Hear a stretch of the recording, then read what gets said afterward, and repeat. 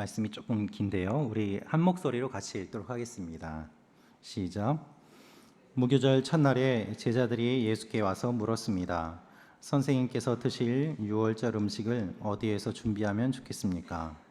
예수께서 대답하셨습니다. 성 안에 들어가 한 사람에게 가서 우리 선생님께서 말씀하시기를 나의 때가 가까워졌으니 내가 그대의 집에서 제자들과 함께 유월절을 지키겠다 하십니다 라고 전하라. 그리하여 제자들은 예수께서 지시하신 대로 유월절을 준비했습니다. 저녁이 되자 예수께서 12제자와 함께 식탁에 기대어 앉으셨습니다. 모두들 식사를 하고 있을 때에 예수께서 말씀하셨습니다. 내가 진실로 너희에게 말한다. 너희 중 하나가 나를 배반할 것이다. 제자들은 큰 슬픔에 잠겨 저마다 예수께 물었습니다. 주여, 저는 아니겠지요. 예수께서 대답하셨습니다. 나와 함께 그릇에 손을 넣은 사람이 나를 배반할 것이다. 인자는 자신에 대해 성경에 기록된 대로 가겠지만 인자를 배반하는 그 사람에게는 저주가 있을 것이다. 그는 차라리 태어나지 않는 게 나았을 것이다. 그때 예수를 배반한 유다가 말했습니다. 랍비여, 저는 아니겠지요. 예수께서 대답하셨습니다. 내가 말했다.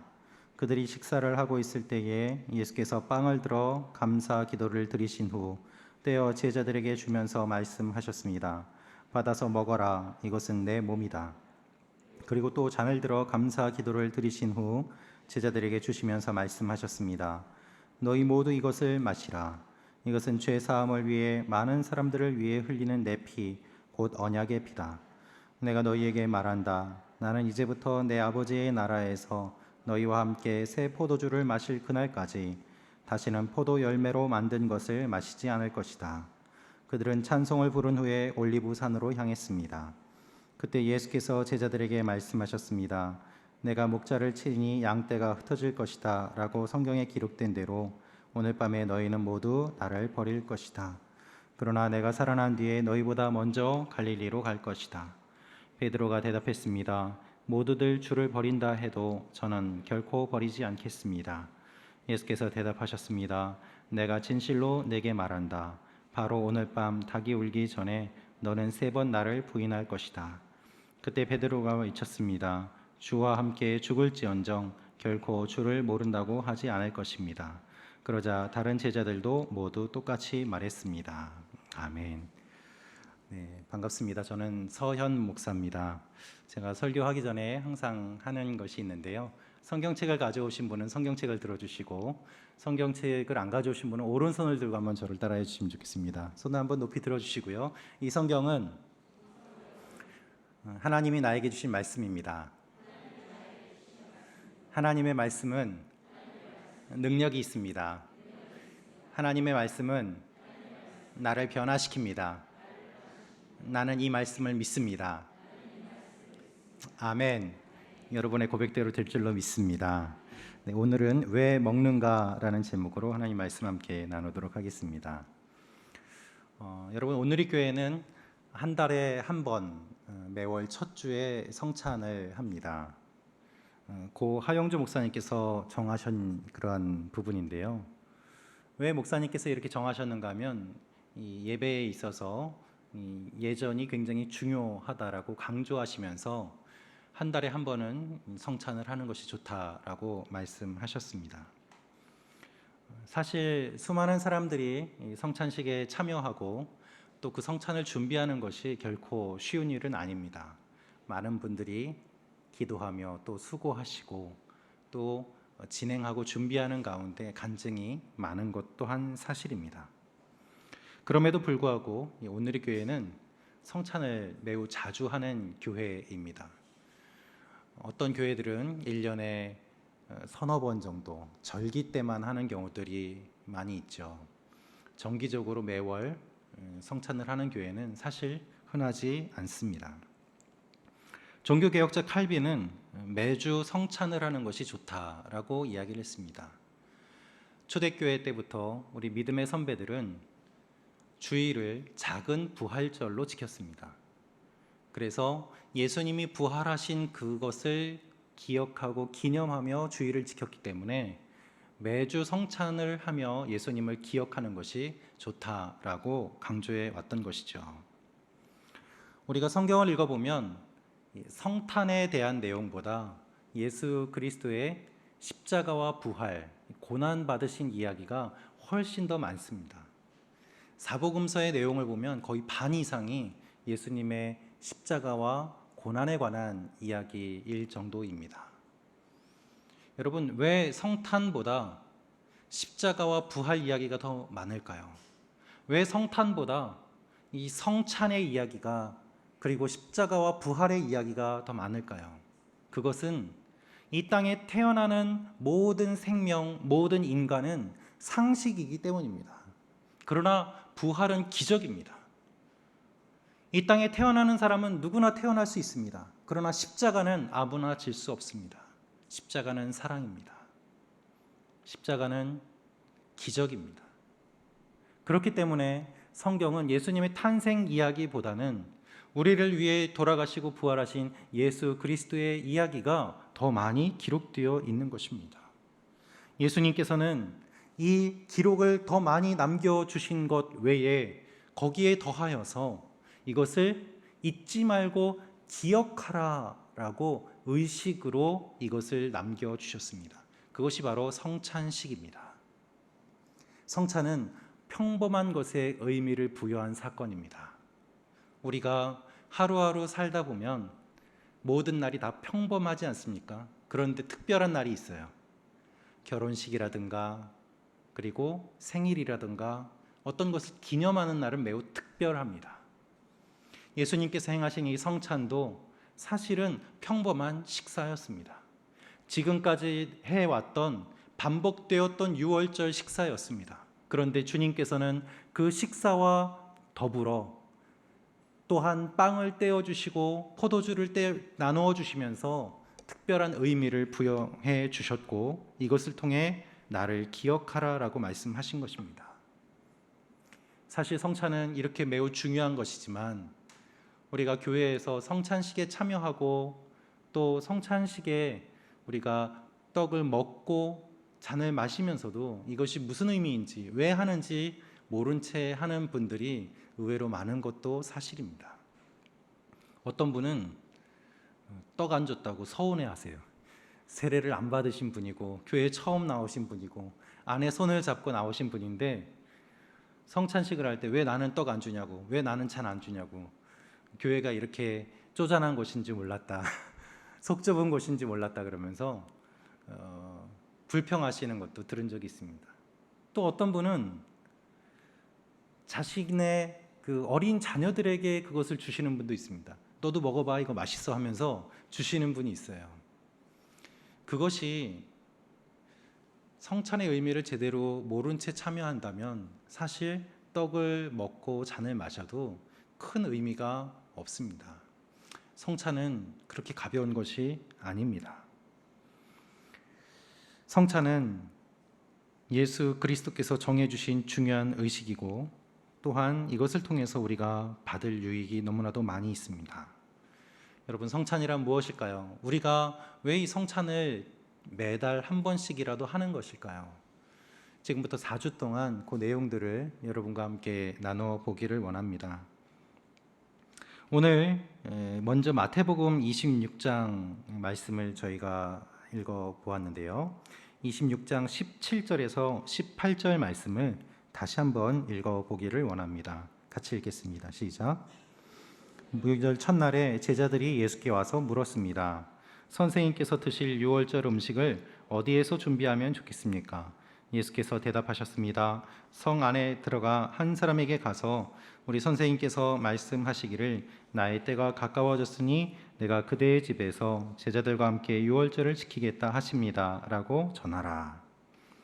네, 오늘은 첫 시간으로 왜 먹는가라는 것을 먼저 살펴보도록 하겠습니다. 왜 먹는가? 예수님의 제자들이 예수님께 와서 물었습니다. 예수님, 유월절 이 식사를 어디에서 준비하면 좋겠습니까? 라고 물었습니다.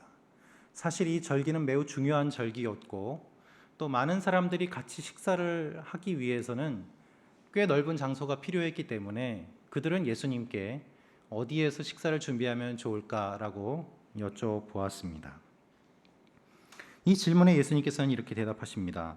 어떤 사람에게 가서 말해라. 이미 다 준비되어 있다. 여기에서 알 수 있는 사실이 있습니다. 예수님의 이 성찬은, 마지막 식사는 제자들이 준비한 것이 아니라는 사실입니다. 예수님이 주도적으로 다 준비하셨습니다. 제자들은 그저 참여만 했을 뿐입니다. 주님이 이미 다 섭외를 하셨고, 주님이 이미 다 준비하셨고, 제자들은 그것을 그대로 따라가서 시행만 했을 뿐입니다. 예수님의 제자들은 유월절 음식을 왜 먹습니까? 라고 물어보지 않았습니다. 어디에서 먹습니까? 라고 물어봅니다. 그들은 또 한 번의 유월절을 생각하고 있었던 것이지만 예수님은 마지막 유월절을 생각하고 계셨던 것입니다. 매우 중요한 메시아가 십자가에 달려 죽는 그 유월절을 준비하고 계셨던 것이죠. 유월절 식사와 성찬은 사복음서에 모두 기록되어 있습니다. 네 곳에 모두 다 기록되어 있는 것을 보면 이것이 매우 중요한 사건임을 알 수 있습니다. 마태, 마가, 누가복음에 기록된 내용과 요한복음에 기록된 내용이 조금 차이는 있습니다. 시기적으로 조금 차이가 있는 부분이 있고 그 내용도 그렇습니다. 그러나 그럼에도 불구하고 네 개의 복음서에 성찬의 이야기가 공통적으로 담겨 있다는 것은 이 내용이 굉장히 중요하다는 것을 의미합니다. 여러분, 공관복음과 요한복음의 내용은 서로 다르지 않습니다. 중요한 내용은 다 일치합니다. 그리고 요한복음은 이 앞에 공관복음이 기록하지 않은 부분들을 더 자세하게 길게 이야기하고 있습니다.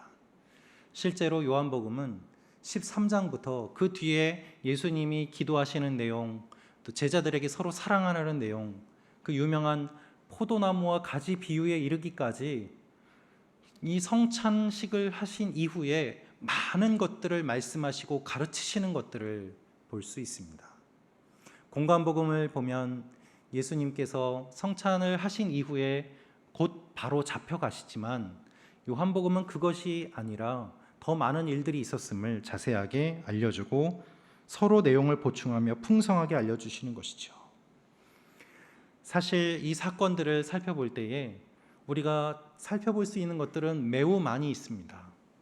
한두 번 설교가 아니라 살펴보면 살펴볼수록 묵상할 것들이 너무나도 풍성한 것이 예수님의 마지막 식사요 또한 이 자리입니다.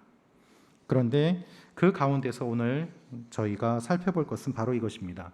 왜 먹는가라는 것이죠. 왜? 예수님께서 왜 먹으면서 먹는 것으로 제자들에게 나를 기억하라 라고 하셨는가라는 것입니다. 여러분, 제가 어리석은 질문 한번 해보겠습니다. 여러분 왜 드십니까? 오늘 저녁 뭐 드셨습니까? 그거 왜 드셨습니까? 우리가 사실 들어보지 못하는 질문이죠. 왜 먹어? 라는 질문은 어리석은 질문입니다. 간단한 질문입니다. 본질적인 질문입니다. 그래서 대답하기가 어렵습니다. 여러분, 인류의 역사는 먹는 문제를 해결하기 위해 발전되어 온 역사입니다. 인간은 이 먹는 문제에서 벗어나지 못합니다. 사람들은 먹을 것을 확보하기 위해서 기술을 발전시켜 왔습니다. 사람들은 더 많은 것을, 더 좋은 것을 먹기 위해서 노력해 왔습니다. 인생에서 많은 문제는 사실 근본적으로 살펴보면 먹는 문제예요. 여러분, 우리는 돈을 왜 벌까요? 먹으려고요. 돈을 왜 많이 벌까요? 좋은 건 먹으려고요. 예. 돈 벌어서 차를 왜 삽니까? 먼 데 있는 좋은 식당 가서 먹으려고요. 여러분 그거 아십니까? 걸어가서 먹는 것과 차 타고 가서 먹는 것은 다릅니다. 걸어가서 먹으려고 보면 교회 근처에 먹을 데가 별로 없더라고요. 근데 차 타고 가서 보면은 먹을 데가 너무 많아요. 그 차이가 있는 거예요. 편하게 가서 편한 곳에서 좋은 분위기에서 먹으려고. 사실 고상해 보이지만 그 문제를 파고 들어가면 결국에는 먹는 거예요. 먹는 문제입니다. 우리가 많은 것들로 우리를 포장하고 있지만 사실 하루에 한 끼 먹기 힘들어서 배를 곪고 그리고 힘들게 사는 사람들이 이 지구상에 아직도 너무나도 많이 있지 않습니까? 우리가 왜 넓은 집을 원합니까? 넓은 곳에서 먹으려고요. 넓은 곳에서 많은 것을 쌓아두려고요. 더 많이, 더 좋은 것을, 더 좋은 분위기에서 먹으려고. 그 욕구가 우리의 근본적으로 자리 잡고 있습니다. 방송되고 있는 여러 방송들을 보십시오. 다 먹는 이야기입니다. 어떻게 그렇게 TV만 틀면 먹는 이야기가 많이 나오는지 모르겠어요. 단순히 먹는다는 것은 먹는 문제에 그치는 것이 아니라 그 안에 많은 문제가 담겨 있음을 우리는 알 수가 있습니다. 왜 먹는 문제가 중요할까요? 먹지 못하면 죽거든요. 먹어야지 살거든요. 못 먹으면 굶습니다. 그리고 오래 굶으면 죽습니다. 우리가 더 좋은 것을 더 많이, 더 안정적으로 갖고 싶어하는 이유는 먹을 것이 끊이지 않기 위해서. 오늘은 먹을 것이 있지만 내일도 먹을 것이 있을까? 10년 뒤에도 먹을 것이 있을까? 내가 은퇴한 뒤에도 먹을 것이 있을까? 그 고민이 우리의 삶에 깊이 자리 잡고 있는 것입니다. 그래서 이 먹는 것의 문제는 사실은 죽음에서 벗어나고 싶은 인간의 욕구입니다. 못 먹으면 죽기 때문에 그 죽음에서 벗어나기 위해서, 죽음에서 멀리 벗어나기 위해서 더 많이 먹고 싶고 더 많은 먹을 것을 쌓아두고 싶은 인간의 욕구가 우리에게 있는 것이죠. 여러분, 우리는 왜 먹을까요? 많은 이유가 있지만 몇 가지만 생각해 보면, 첫째로 우리는 살기 위해서 먹습니다. 너무 단순한 이야기고 당연한 이야기죠. 그런데 여러분, 내가 생명을 유지하기 위해서, 내가 살기 위해서 우리가 먹는다는 것은 다른 살아있는 생명을 먹는다는 것을 의미해요. 식물도 동물도 어떤 생명이었습니다. 그것을 우리가 먹는 것입니다. 우리의 생명을 유지하기 위해서 다른 생명을 먹는다는 것이 먹는다는 의미고, 살기 위해 먹는다는 의미예요. 내가 살기 위해 다른 생명을 먹고, 내가 살기 위해 다른 인간을 먹고, 내가 살기 위해 자녀도 먹습니다. 먹는다는 것은 살기 위한 핵심입니다. 왜 먹어야지 살 수 있습니까? 하나님이 그렇게 만드셨어요. 먹는다는 것은 외부로부터 에너지를 공급받는다는 것을 의미합니다. 내가 에너지를 만들어내지 못해요. 외부에서 에너지를 공급받아야지 살 수 있습니다. 그런데 이 에너지를 어디에서 공급받는가? 거슬러 올라가면 결국에는 모든 생명의 근원이신 하나님으로부터 생명이 나오고, 하나님으로부터 에너지를 공급받는 존재로 만들어졌음을 성경은 말씀하고 있습니다. 그래서 하나님께로부터 그것을 받아 누리게 되고 그것을 먹음으로 살아가는 것이죠.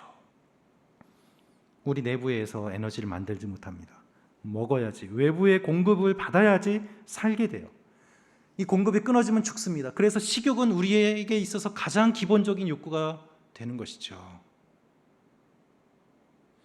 헨미요라는 이 교도통신의 기자가 쓴 책이 있습니다. 일본 기자인데요. 이 기자가 먹는 인간이라는 책을 썼습니다. 세계 15개국을 다니면서 각각 나라의 사람들이 어떻게 먹고 지내는가, 그 음식에 관련된 것을 리포트로 썼습니다. 굉장히 잘 쓴 책이라서 상도 받은 그러한 책인데요. 그 책에 다음과 같은 이야기가 나옵니다. 필리핀의 어느 섬을 취재를 갔습니다. 그런데 그 섬이 2차 대전 때 일본군이 점령했던 지역입니다. 일본 사람으로서 그 지역을 취재를 갔는데, 그 지역의 그 마을 사람들의 이야기를 들은 거죠. 그런데 한 사람이 이런 이야기를 했습니다. 주둔하고 있던 일본군이 있어서 마을 사람들을 잡아가기도 하고 마을에 많은 해를 끼치기도 하고 했답니다. 이미 전쟁은 끝나가고 있었고 패산병들로 남아 있었는데, 그 남아있는 일본군들이 그 마을 사람들을 괴롭혀서 마을 사람들이 모여가지고 어느 날 새벽에 그 일본군 기지를 공격하러 그 산 위로 올라갔답니다. 새벽 일찍 길을 떠나서 마을 청년들하고 공격하러 갔더니 그 사람들이 이미 이제 그 상황을 보고서 다른 곳으로 서둘러 도망가고, 남아있는 것은 무슨 먹다 남은 무슨 국 같은 것이 있었고, 그리고 여러 잔해물들이 있었다는 것입니다. 새벽에 일찍 길을 떠났기 때문에 그곳에 간 청년들 중에 한 명이 배가 고파서 마침 보니까 그 국이 따뜻해가지고 그거를 어두운 가운데 떠서 먹었대요. 근데 먹다 보니까는 입안에 뭐가 걸렸는데 보니까 손가락이 나온 거예요. 잡혀간 자기 마을 사람을 일본군이 잡아서 국을 끓여서 먹고 있었던 겁니다. 사람이 살기 위해서 사람을 잡아먹는 일들이 비일비재하게 일어났던 것이 인류의 역사입니다. 여러분, 먹지 못하면 죽습니다. 인간이 가장 비참하게 죽는 것 중에 하나가 바로 굶어 죽는 것, 즉 아사입니다. 성경에도 먹을 것이 없어서 자신의 자녀들을 삶아 먹는 이야기가 기록되어 있습니다. 성경은 하나님을 거역한 사람들이 얼마나 비참한 상황에 빠지는가를 묘사하기 위해 그와 같은 내용이 일들이 있었음을 기록하고 있습니다. 여러분, 하나님은 생명의 근원이세요. 이 생명의 근원인 하나님의 공급을 받지 못하면 자신들의 힘으로 이 에너지를 얻어야 되는데 그것을 공급받지 못하니까 서로의 것을 빼앗는 일들이 일어납니다. 그것이 극단적으로 나타나는 것이 사람을 잡아먹는 것이고, 부모가 자신의 생명을 유지하기 위해서 자식을 잡아먹는 일들이 있었음을 성경은 명확하게 묘사하고 있습니다. 하나님에게서 멀어지면 굶어 죽습니다. 배고픔을 견디지 못해서 서로 잡아먹습니다. 얼마나 비참합니까? 우리가 먹어야지 산다는 것은 우리의 힘으로 살 수 없는 존재라는 것을 말씀하고 있습니다. 하나님으로부터 공급받아야지 살 수 있는 존재인 것을 말씀하고 있는 것입니다. 우리가 살기 위해서는 다른 것들에 의존해야만 합니다. 어떤 것을 먹어야지 돼요. 그 주어지는 음식은, 우리가 매일 먹는 이 음식은 농부가 수고한 것이기도 하고 많은 분들이 수고해서 우리의 식탁에 올라오는 것이기도 합니다만, 그분들이 생명을 만들어낸 것이 아닙니다. 생명의 근원은 결국엔 하나님이시고, 하나님이 주셔서 그 생명을 우리가 받음으로 우리의 생명이 유지되고 있음을 말씀하고 있습니다. 그래서 우리는 이렇게 고백을 해야 되는 것이죠. 하나님, 우리 힘으로는 살 수 없습니다. 내 힘만으로는 살 수 없습니다. 외부의 도움이 있어야 됩니다. 도와주십시오, 하나님. 이 고백이 먹는다는 의미인 것입니다. 그래서 구약 성경은 모든 먹을 것은 하나님으로부터 왔다고 생각했습니다. 많은 신학자들이 이렇게 해석하고 있습니다. 하나님이 공급해 주시는 것으로 살았고, 이 공급해 주시는 선물이 바로 먹을 것이다 라는 것이죠. 하나님의 은혜가 아니면 먹을 것이 끊어졌고, 먹을 것이 끊어진 사람들은 비참하게 되었습니다. 여러분, 우리는 먹어야만 삽니다. 이것이 창조 원리예요. 그래서 예수님이 제자들에게 말씀하십니다. 내가 주는 것을 받아 먹으라고 말입니다. 먹어야지 살 수 있다는 거예요. 내가 주는 것을 먹어라. 두 번째로, 우리는 왜 먹을까요? 우리가 먹는 것이 우리 몸의 일부가 되기 때문이에요. 아니, 우리 몸의 전체가 되기 때문입니다. 여러분, 우리가 음식을 먹으면 그것이 들어와서 우리의 몸이 됩니다. 내가 됩니다. 그래서 어떤 분은 이렇게 얘기합니다. 당신이 먹는 것이 곧 당신이다라고 이야기를 하는 분도 있습니다. 어떤 것을 먹으면 그것이 소화되며 우리에게 영향을 끼칩니다. 그리고 내 몸의 일부가 됩니다. 좋은 음식을 먹으면 우리 몸이 건강해지고, 좋지 않은 음식을 먹으면 우리 몸이 망가지죠. 우리가 무엇을 먹는가는 우리가 어떤 사람인가를 나타냅니다. 그래서 그 사람이 무엇을 먹는가를 볼 때 그 사람의 인격도 반영이 되는 것이죠. 옛날에 어린 시절에 과자 땅에 떨어진 거 주워 먹으면 땅꺼지라고 막 놀려대지 않습니까? 그것이 먹는 것과 인격과 모든 것들이 다 연결이 되어 있음을 보여주는 것입니다. 우리가 먹는 것은 우리에게 영향을 끼치고, 우리 몸은 음식에 반응하고 또 음식은 우리가 됩니다. 여러분은 무엇을 드시고 계십니까? 그것이 어떤 영향을 끼치고 있습니까? 예전에 제가 선교 현장에서 사역할 때의 일이었습니다. 어느 지역에서 사역했던 것인지는 말씀드리기는 좀 어렵고요. 그때 어떤 교회에 어떤 아울리치 팀이 와서 사역을 하고 돌아가는 길에 제가 공항까지 모셔다 드렸습니다. 공항에서 이제 짐을 붙이는데 이 짐이 중량을 초과한 거예요. 이분들이 가방을 열더니 먹을 것들을 이렇게 꺼내서 이렇게 검은 비닐봉투에 담아가지고 저한테 주는 거예요. 목사님, 이거 우리가 먹으려고 싸웠는데 여기 아울리치 기간 동안에 한 번도 안 해먹고 다 사 먹었으니까 이거 이만큼 남았어요. 이거 목사님 드세요 하고 쥐어 주시더라고요. 처음부터 따로 싸우신 것이 아니고 중량이 초과되어서 그거를 이제 남은 것을 저에게 주셨습니다. 그래서 한국 음식 그리우셨죠? 목사님 드세요 그러고 주시는데 제가 감사합니다 하고 받았습니다. 그 봉투를 받고 집에 돌아와서 보니까 무슨 깻잎 통조림 그리고 한국 라면 이런 것들이었어요. 그걸 먹으려고 딱 보는데 눈에 들어온 것이 있었습니다. 유통기한이었어요. 보니까 깻잎은 유통기한이 3년이 지났고요. 라면은 유통기한이 2년이 지난 것이었습니다. 제가 순간 깊은 자괴감에 빠졌습니다. 이걸 어떻게 받아들여야 될까? 저분들은 이걸 알고 가져오셨을까? 저분들이 이것을 드셨으면 어떻게 되었을까? 이걸 왜 나한테 주었을까? 뭐 여러 생각이 들었어요. 근데 또 한편으로는 이런 생각이 들었습니다. 가공식품이니까 먹어도 괜찮지 않을까? 뭐 이 정도는 뭐 하는 생각도 들었어요.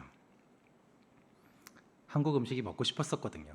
그래서 저 혼자 있을 때에 몰래 그 라면을 꺼내서 끓였습니다. 그리고 먹었습니다. 여러분 유통기한 2년 이상 된 라면 드셔본 적 있습니까? 이렇게 약간 밀가루 맛이 좀 더 납니다. 그런데 이 스프 맛이 너무 강하니까 그냥 먹을만 하더라고요. 그래서 다 먹었습니다. 문제는 이제 그날 밤부터였어요. 이제 저희 몸이 음식을 받아들이지 못하고 온 내장이 다 꼬이는 느낌이 오면서 제 안에 있는 모든 것들을 위와 아래로 다 쏟아내기 시작을 했습니다. 한 이틀 동안 고생을 했습니다. 여러분, 약을 먹으니까 약까지 쏟아내는 그 일을 경험을 했는데요. 뭐가 문제였을까요? 음식이 문제였죠. 입으로는 괜찮았어요. 그런데 몸이 받아들이지 못하는 거예요. 반응하는 거예요. 괜찮다고 버티지를 못하는 거예요. 여러분, 먹지 못할 걸 먹으면요 몸이 반응합니다. 그것이 정상이죠. 아담과 하와가 선악과를 따먹었습니다. 그것이 죄였습니다. 그런데 이런 생각을 해봅니다. 먹자마자 토했다면 어떻게 됐을까? 하나님 잘못했습니다 라고 회개했다면 어떻게 되었을까? 그들은 그렇게 하지 않았습니다. 그것을 먹었고 그것이 소화가 되었고 그것이 그들의 몸이 되고 그것이 그들의 일부가 되고 그들과 하나가 되었습니다. 하나님은 그것을 보신 거예요. 하나님이 찾으실 때까지 그들은 뱉어내질 않았습니다. 이미 늦었습니다. 돌이킬 수 없습니다. 여러분, 우리 영적인 상태는 어떻습니까? 영적으로 이와 같은 일들이 너무나도 많이 있습니다. 반응조차 못하는 분들이 많이 있습니다. 이상한 가르침, 이단에 미혹되는 여러 가지 내용들, 먹어서는 안 되는 영적 음식을 먹으면서도 온몸이 뒤틀리며 망가지는데 본인이 몰라요. 그리고 나중에는 그것이 본인이 되어서 끊어내기 매우 힘든 것을 보게 됩니다. 그래서 이단에 계시다가 일반 교회로 다시 돌아오신 분들 중에는 이 교회에 적응을 못하고 다시 그쪽으로 돌아가는 분들이 의외로 많이 있습니다. 왜 그럴까요? 그만큼 힘든 거예요. 좋지 않은 것과 하나가 되고 이미 받은 것을 받아들이기 힘들 정도로 망가졌기 때문입니다. 여러분, 이 세상은 우리를 미혹시키는 영적인 불량식품들이 너무나도 많이 있습니다. 이상한 자료들과 영상들이 온갖 곳에 떠돌아다니면서 우리를 유혹합니다. 그리고 우리는 영적 분별을 하지 못할 정도로 어리석은 부분들이 얼마나 많이 있습니까? 음란물과 마약을 비롯하여서 우리가 보는 것, 읽는 것, 먹는 것, 하는 것, 그 모든 것들이 다 우리 자신이 돼요. 그것이 오래되면 끊지를 못합니다. 헤어나오지 못합니다. 여러분, 어떻게 해야 될까요? 그래서 주님은 말씀하세요. 다른 것을 먹지 말고 나를 먹어라. 예수 그리스도를 먹음으로 말미암아 살아날 수 있다. 주님은 이 말씀을 하고 계시는 것입니다. 여러분은 무엇을 드시고 계십니까? 세 번째로, 우리가 왜 먹을까요? 힘을 얻기 위해서입니다. 살기 위해 먹고, 그리고 좋은 것을 먹어야 되는데 그 이상으로 힘을 얻기 위해서 먹어야 됩니다. 살기 위해 먹는 말처럼 들리지만 사실은 살기 위해서 먹는 것은 최저한이고, 힘을 내어서 더 좋은 일들을 하고 많은 일들을 하기 위해서 우리가 먹어야 되는 것입니다. 암의 특징이 있습니다. 암은 자기 자신만 생각합니다. 그래서 다른 세포로 가는 영향을 자기 혼자 다 먹습니다. 암세포가 혼자 커지고 죽지도 않습니다. 그래서 암적인 존재라는 표현을 쓰지 않습니까? 자기 혼자 커지는 거예요. 그래서 암 환자분들이 결국 어떻게 돌아가시는가? 나중에는 영양실조로 돌아가십니다. 저희 아버지께서도 25kg 정도 빠지시면서 돌아가셨습니다. 암은 항암 치료하시는 분들 이야기 들어보면 식사를 못할 정도로 힘들어요. 먹어야지 체력이 생기는데 먹질 못합니다. 먹어야지 힘이 생기고, 힘이 생겨야 이길 수 있습니다. 억지로라도 먹어야 됩니다. 먹어서 힘을 내야 됩니다. 우리가 너무 굶으면 숟가락을 들 힘도 없고 씹을 힘도 없습니다. 그래서 주사를 맞고 누군가가 먹기 쉬운 것들을 먹여줘야지 먹을 수 있지 않습니까? 그것은 기본입니다. 그러나 더 힘을 내어서 더 많은 일들을 하기 위해서는, 생존만을 위해서 먹는 것이 아니라 많은 일들을 하기 위해서는 먹어야만 합니다. 그래서 주님 말씀하세요. 먹어라. 여러분, 우리가 하나님의 일을 감당하기 위해서는 하늘 양식을 먹어야만 합니다. 어떻게 하늘 양식을 먹지 않고 주님의 일을 할 수 있겠습니까? 어떻게 하늘 양식을 먹지 않고 하나님 앞에 나아갈 수 있겠습니까? 하나님께서 세상을 창조하시고 가장 먼저 주신 명령이 창세기 1장 28절 말씀입니다. 같이 읽겠습니다. 시작. 하나님이 그들에게 복을 주시며 그들에게 말씀하시기를 자식을 많이 낳고 번성해 땅에 가득하고 땅을 정복하라. 바다의 물고기와 공중의 새와 땅 위에 기는 모든 생물을 다스리라 하셨습니다. 이 말씀을 하시고 두 번째로 주신 명령이 무엇인가 하면, 동산 모든 나무의 실과는 다 먹되 선악을 알게 하는 나무는 먹지 말아라. 즉, 첫 번째 명령을 이루기 위한 방법으로 하나님은 동산 모든 나무의 실과를 먹어라, 먹어서 힘을 내어서 생육하고 번성하여라, 땅에 충만하여라 말씀하신 것입니다. 그것이 하나님의 원리예요. 여러분, 우리는 하나님이 주시는 것을 먹어야지 생육할 수 있습니다. 우리는 하늘 양식을 먹어야 살 수 있습니다. 먹어서 그저 생명을 유지하는 것이 아니라 더 많은 일을 감당하고 땅 끝까지 나아가서 복음을 증거하고 죽은 사람을 살리고 어두움 가운데 있는 사람을 빛으로 이끌어내기 위해서는 우리가 먼저 하늘 양식으로 배부르게 충만히 있어야 힘을 내어서 다른 사람들을 건질 수 있다는 것입니다. 여러분, 초대교회의 우리 믿음의 선배들은 그 예수 그리스도의 십자가와 부활을 경험했습니다. 그것을 전했습니다. 그것을 먹었습니다.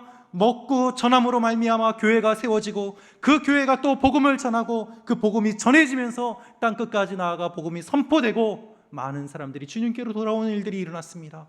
로마가 무너졌습니다. 이 일들이 어떻게 가능했습니까? 주님을 먹음으로 가능했어요. 우리의 문제는 무엇입니까? 주님을 먹지 않습니다. 다른 걸 먹어요. 적극적인 사고방식, 행복하게 사는 방법, 남을 용서하는 법, 세상에서 성공하는 그리스도인의 법칙, 여러분, 그것이 예수 그리스도와 무슨 관계가 있습니까?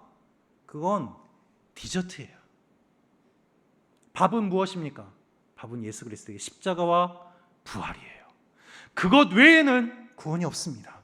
예수 그리스도의 십자가와 부활로 말미암아 주님의 교회가 세워졌고 주님의 교회가 확장되었고 주님의 교회가 땅끝까지 나아갔습니다. 우리의 개개인의 삶도 마찬가지입니다. 왜 마귀와 싸워서 이기지 못합니까? 왜 항상 넘어집니까? 왜 항상 약하다고 주님 앞에 나와서 눈물을 흘립니까?